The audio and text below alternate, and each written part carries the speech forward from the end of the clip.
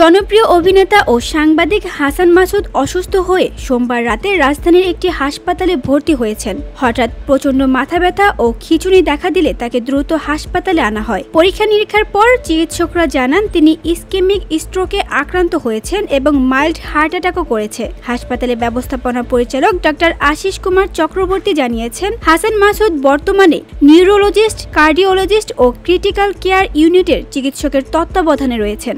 সাধারণত এ ধরনের রোগীদের ৪৮ থেকে ৭২ ঘন্টা পর্যবেক্ষণে রাখা হয়। দীর্ঘদিন অভিনয় থেকে দূরে থাকা হাসান সম্প্রতি আলোচনায় এসেছেন অভিনেত্রী হানিয়া আমিরকে নিয়ে করা মন্তব্যের পর। পরবর্তীতে এক সাক্ষাৎকারে তিনি জানান, তিনি আর অভিনয়ে ফিরতে চান না, বরং একটি স্থায়ী চাকরি খুঁজছেন। ১৯৮৫ সালে বাংলাদেশ সেনাবাহিনীতে যোগদান করেন হাসান। ১৯৯২ সালে ক্যাপ্টেন পদ থেকে অবসর নেওয়ার পর তিনি ক্রীড়া সাংবাদিকতা শুরু করেন। ২০০৪ থেকে ২০০৮ সালে বিবিসি বাংলায় কর্মরত ছিলেন।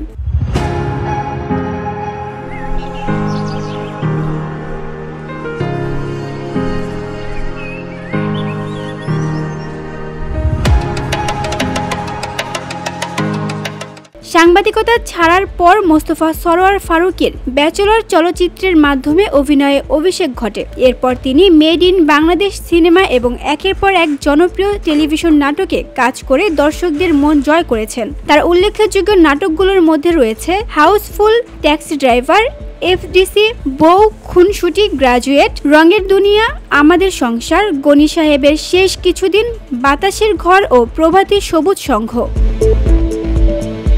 VOD Bangla news desk.